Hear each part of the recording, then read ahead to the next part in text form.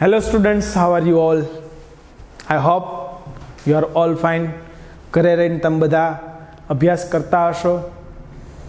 આ virtual classroom છે એ ઘણા સમયથી આપણે ભણીએ છીએ અને એવી આશા રાખીએ કે તમે લોકો અભ્યાસ કરતા હશો. તમારું મહત્ત્વનું વર્ષ છે 10મું ધોરણ. 9માવાળા માટે પણ પ્રાઇમરીનો એક તમે પડાવ પૂર્ણ કરી અને માધ્યમિક સ્કૂલની અંદર આવ્યા હોય એમાં ડાયરેક્ટ ઓનલાઈન ક્લાસીસથી તમે ભણતા આવો છો. ઘણા વિદ્યાર્થીઓના મેસેજ આવે છે, હોમવર્ક જે તમે કરો છો એના ફોટા પાડીને તમે મોકલો છો, બહુ સારી વાત છે. વાત કરતા હતા ડાયરેક્ટ ઇનડાયરેક્ટની, પ્રત્યક્ષ કથન, પરોક્ષ કથન, ડાયરેક્ટ સ્પીચ, ઇનડાયરેક્ટ સ્પીચ. એની અંદર પહેલા લેક્ચરની અંદર આપણે ડાયરેક્ટ ઇનડાયરેક્ટની વ્યાખ્યા જોઈતી. વ્યાખ્યા પૂર્ણ કર્યા બાદ એના જુદા જુદા ભાગો વિશે મેં તમને માહિતી આપી હતી ડાયરેક્ટ ઇનડાયરેક્ટના, અને કોમન નિયમ લખાયો હતો. આજે જોવાનું છે એ છે ડાયરેક્ટ સ્પીચમાંથી ઇનડાયરેક્ટ સ્પીચમાં ફેરવવી ત્યારે મુખ્ય 3 ફેરફારો થાય છે.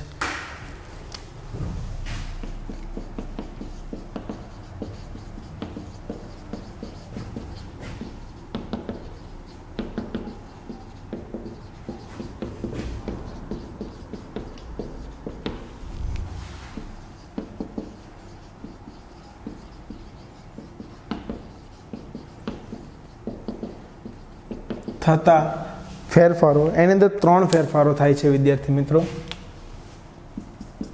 પહેલો ફેરફાર છે સર્વનામમાં ફેરફાર.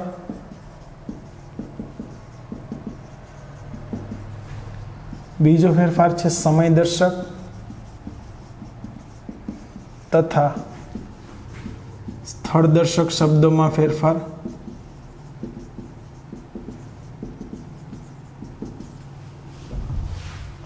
ત્રીજો ફેરફાર છે કાળમાં ફેરફાર. હવે 3 ફેરફારો આપણે જોવાના છે. એમાં પહેલો ફેરફાર છે સર્વનામમાં ફેરફાર, બીજો છે સમયદર્શક અને સ્થળદર્શક, અને ત્રીજો કાળમાં ફેરફાર. સૌથી મહત્વનો છે એ કાળમાં ફેરફાર છે. પણ એના માટે મેં તમને કીધું હતું ને કે એક નિયમ છે કે રિપોર્ટિંગ વર્બ એમાં ફરજિયાત ભૂતકાળનું જ હોવું જોઈએ. એટલે કાળમાં ફેરફાર છે એને આપણે હમણાં પૂરતું છેલ્લે શીખીશું. સર્વનામમાં ફેરફાર અને સમયદર્શક શબ્દોમાં અને સ્થળદર્શક શબ્દોમાં ફેરફાર એ આપણે અત્યારે જોઈએ. બરાબર, તો પહેલો ફેરફાર છે આમાં સર્વનામમાં ફેરફાર, એ આપણે જોવાનો છે.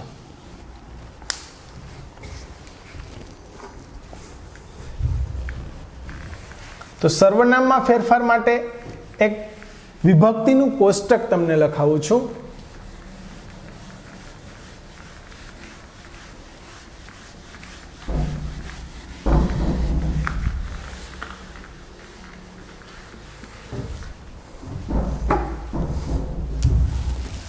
પહેલો ફેરફાર છે સર્વનામમાં ફેરફાર.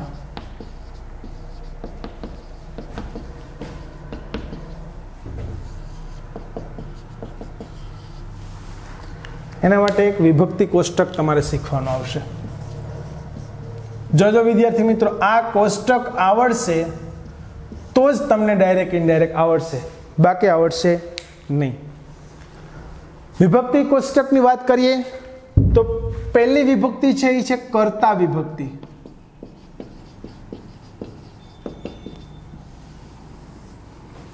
બીજી વિભક્તિ છે એ છે કર્મ વિભક્તિ.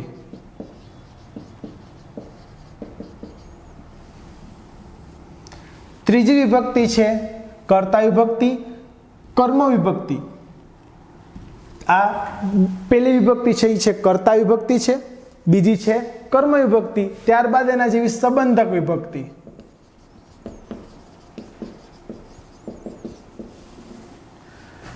ચોથી પણ સંબંધક જ આવશે, પણ એને કહેવાય છે ષષ્ઠી વિભક્તિ. અને છેલ્લે છે એ છે ભારવાચક અથવા ભારદર્શક સર્વનામ. આ 5 વિભક્તિઓ આપણે શીખવાની છે.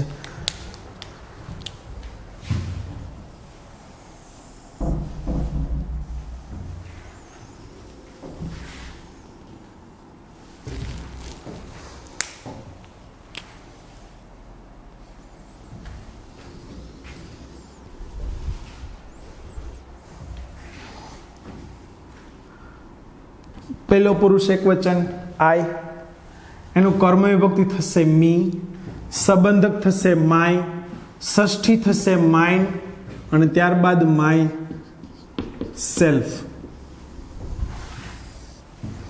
ત્યારબાદ વી, અસ, અવર, અવર્સ અને અવર સેલ્વ્સ. વિદ્યાર્થી મિત્રો, તમને પ્રશ્ન થતો હશે કે આઈમાં માય સેલ્ફ આવ્યું, આમાં સેલ્વ્સ કેમ આવ્યું?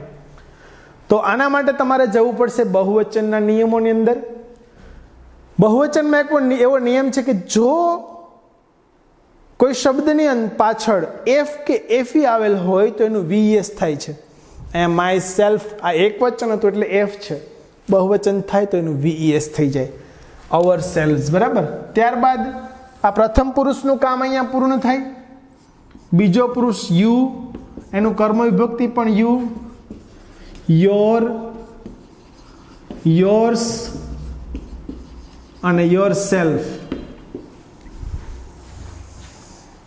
ત્યારબાદ યુ, યુ, યોર, યોર્સ અને અહીંયા બહુવચનમાં થશે યોર સેલ્વ્સ. આ બીજા પુરુષનું કામ પૂરું થયું. આ બે છે, આ પ્રથમ પુરુષ, આ છે બીજો પુરુષ. હવે ત્રીજા પુરુષની અંદર હી, એનું કર્મ વિભક્તિ થશે હિમ, સંબંધક હીઝ, પાછું પણ હીઝ અને હિમ સેલ્ફ.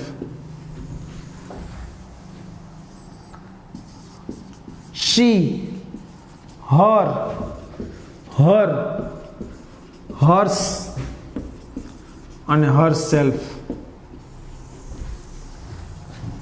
ત્યારબાદ ઇટ, ઇટ, ઇટ્સ, ઇટ્સ અને ઇટ સેલ્ફ. છેલ્લે છે ધેય, ધેમ, ધેયર, ધેયર્સ અને ધેમ સેલ્વ્સ.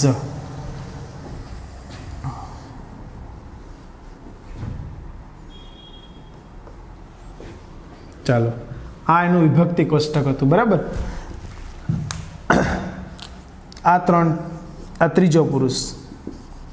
આ વિભક્તિ કોષ્ટક તમારે યાદ રાખવાનું છે. I, me, my, mine, myself, we, us, our, ours, ourselves, you, you, your, yours, yourself, you, you, your, yours, yourselves, he, him, his, his, himself, she, her, her, hers, herself, it, its, itself, they, them, their, theirs, themselves. આ આવડશે તો જ તમને direct indirect આવડશે.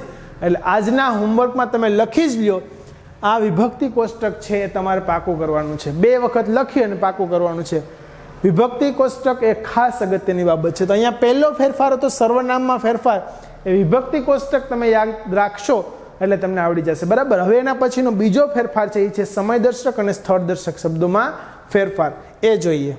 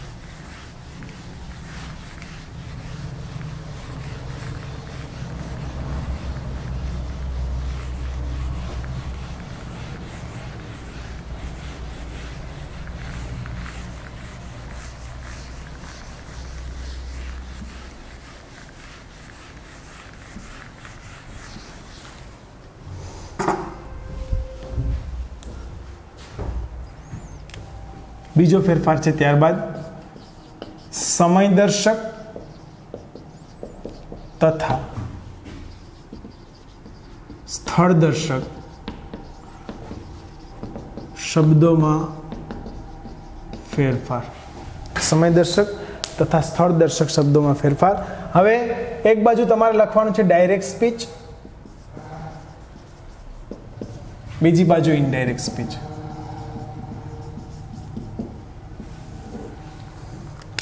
હવે direct સ્પીચમાં જે આવેલું હોય ને ઇનડાયરેક્ટ સ્પીચમાં શું થાય એ લખી દઉં છું. ડાયરેક્ટ સ્પીચની અંદર આવેલું હોય ધીસ, એનું ઇનડાયરેક્ટમાં થશે ધેટ. ધીઝ આપેલું હોય એનું થશે ધોઝ. ટુડે હોય એનું થશે ધેટ ડે. ટુનાઇટ એનું ધેટ નાઇટ.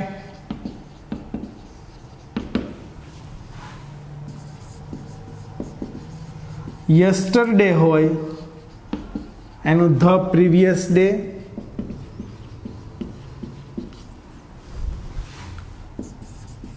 લાસ્ટ હોય એનું ધ પ્રીવિયસ થશે. પછી લાસ્ટ નાઇટ હોય, લાસ્ટ યસ્ટરડે, લાસ્ટ સેટરડે હોય, લાસ્ટ વીક હોય, કોઈ પણ હોય. બરાબર.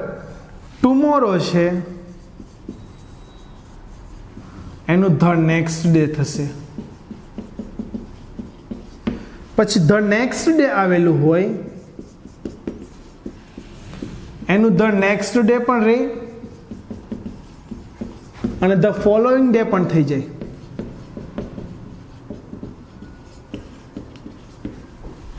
બરાબર. નેક્સ્ટ ડે થઈ ગયું. ત્યારબાદ એગો એનું થશે બિફોર. કમ એનું ગો, પણ આવવાના અર્થમાં હોય તો કમનું ગો થાય. હિયર એનું થશે ધેર. થસ એનું થશે સો. અને હેન્સ એનું થશે ધેન્સ. બરાબર. આ રીતે સમયદર્શક તેમજ સ્થળદર્શક શબ્દોમાં ફેરફાર છે. ધીસ આપેલું હોય તો ધેટ થઈ જાય. ધીઝ આપેલું હોય ધોઝ થઈ જાય. ટુડેનું ધેટ ડે, ટુનાઇટનું ધેટ નાઇટ, યસ્ટરડેનું ધ પ્રીવિયસ ડે, લાસ્ટ હોય તો ધ પ્રીવિયસ થઈ જાય. ટુમોરોનું the next day, next day આપેલું તો નેક્સ્ટ ડે પણ રહી શકે. ફોલોઈંગ ડે પણ થાય. એગોનું બિફોર, કમનું ગો, હિયરનું ધેર, થસનું સો, હેન્સનું ધેન્સ. અને આ બધી જ વસ્તુ છે એ વન વે છે. વન વે એટલે આગળ જ જાય.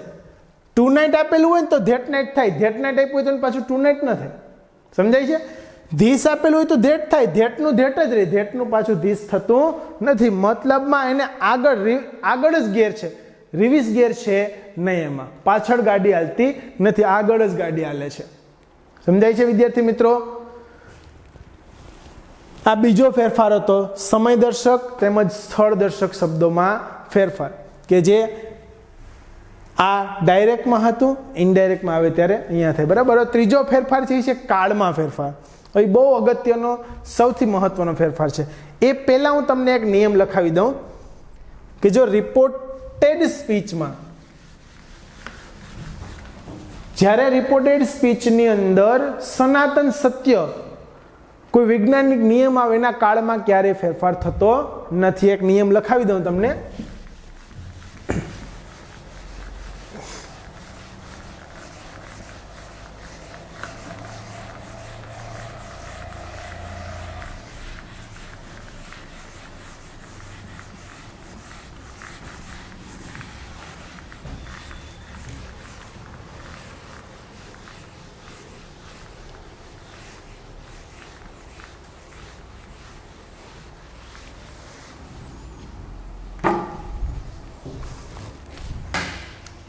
કોમન નિયમ લખાવી દઉં.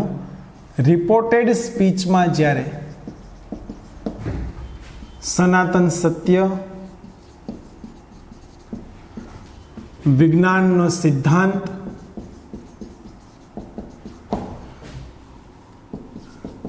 ગાણિતિક નિયમ આવે ત્યારે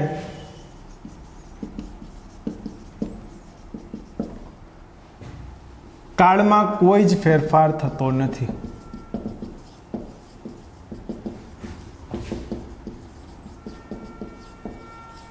આ એનો કોમન નિયમ છે, બરાબર. ત્યારે કાળમાં કોઈ જાતનો ફેરફાર થતો નથી. હવે આપણે બે ફેરફારો જોઈએ. ત્રીજો ફેરફાર જોવાનો છે એ છે રિપોર્ટેડ સ્પીચના કાળમાં ફેરફાર.